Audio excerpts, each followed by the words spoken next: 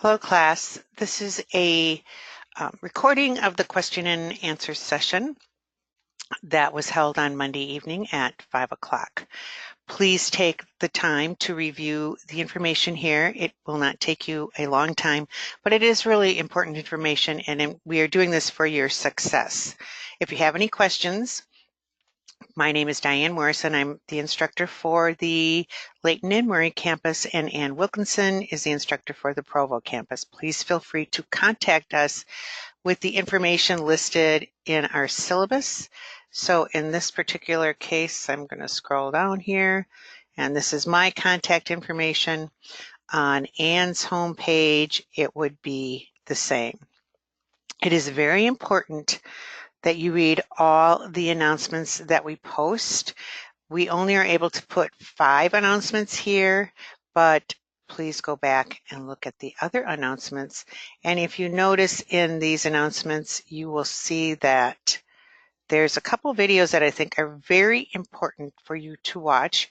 In my class, I posted this in the discussion so you can review it again. It's short, but it's very important, and this is the orientation to the class.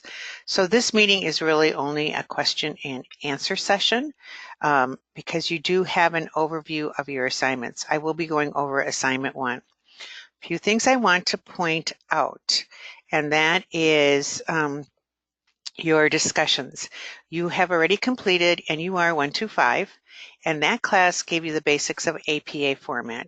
And APA format is something that you need to use to write your papers and your discussion threads. We try to keep it pretty simple, but it needs to be done, and if you are not using it, you're going to lose points on a weekly basis in the discussion rubric. So as a review, I really do hope you are able to watch the video, but please remember that you have to include a reference and a citation. So within your work, there needs to be a citation that matches your reference and has to have the appropriate author.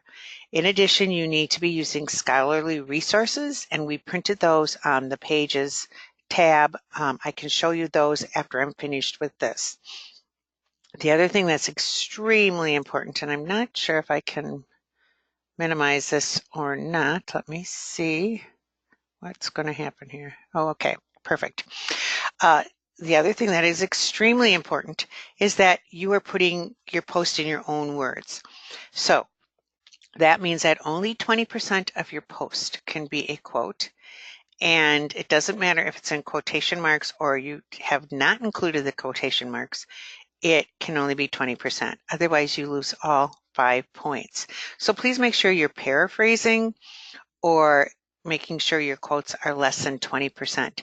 If you do take quotes from a website and do not change or paraphrase and do not put them in quotation marks, that's considered plagiarism, and that is a very serious educational offense. So please make sure that you are paraphrasing or changing the words. If you're having a problem with paraphrasing, let us know. We can help you with that. Another thing that's important to remember is you need to address or start your replies with hello, whoever you're replying to. So if it is a classmate, you can address them by their first name. If it is Ann or I, you can address us by our first name. If you're not comfortable with that, you can use Professor Wilkinson, Professor Morrison, whatever you prefer. In this area here, we do look at formatting. Now, you did have the basics. Again, this is important that you include your citation in the correct format, your reference in the correct format, and that if you are quoting, you include a page or paragraph number if it's a direct quote. And again, if you post on time. So those are some of the basic things that you need to remember and review. Remember this, you're going to be moving on in this class and going to a higher level. So we want to make sure you have the basics. Once you get the basics down with APA format, then it's not so frustrating. So here is APA writing format. There's a full-length video and a short-length video. I would strongly suggest you take the time to go over that. And here are your library resources. You will be using LRIN or another source. And these are what we accept. We do not accept Wikipedia, blogs, those. So please be aware of that. Okay, and then the other thing I'm going to go over is your assignment for this week. This is assignment listed in Module 2, Healthy Living Assignment. And this is actually, I think, a rather sort of fun assignment to do. It's 200 points. It needs to be done by Sunday evening at 11:59 p.m. And what you're going to do is look at a geographical area in a community. I strongly suggest that you define your area and keep it small. Sometimes people have used countries and gone on the internet, but it's very hard to get all the information you need. So a geographical area in a community such as Salt Lake City could be the whole city itself. It could be the north end, east end. It could be a suburb. Maybe it's a city outside of Salt Lake City. Maybe it's a city you lived in growing up. Maybe it's a city where your community where your parents are living in or a relative. But pick a geographical area and then tell us why you chose that area. And then what you're looking for is, I live in this area or would like to live in this area, and what can I do in this area that's going to promote healthy living?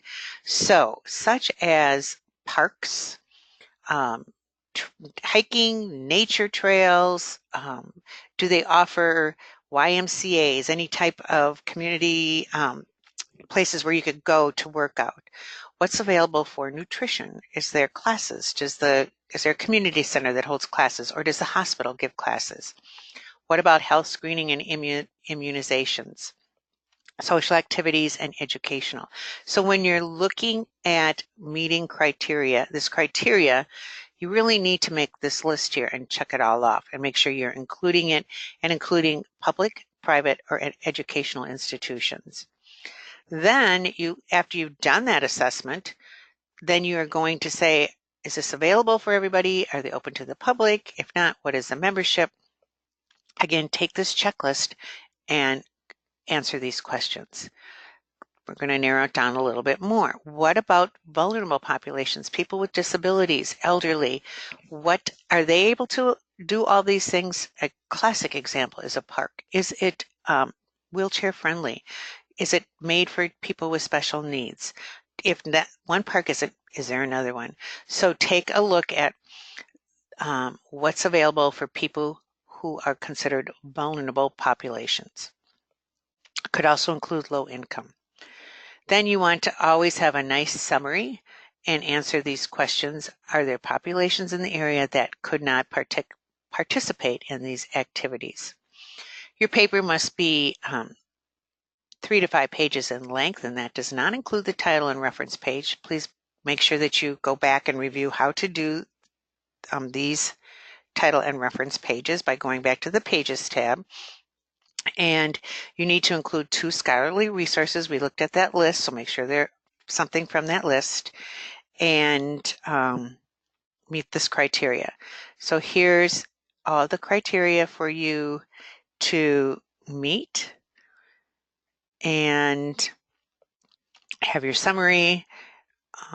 Make sure that you are including citations and that you do not include more than 20% of quotes. And that's what you will do to get your points. If you have any questions, please post these to questions for instructor or send us an email. I like questions for the instructor because then everybody gets to see the answer. But please let us know. We want you to be successful in this. It's kind of a fun opportunity to look at your community or maybe someplace you might consider moving to after you graduate, whatever. So that's the purpose of this assignment. So I'm going to end this recording now. Again, if you have any questions, please let Ann or I know. We'd be happy to answer them, and we wish you well in this class.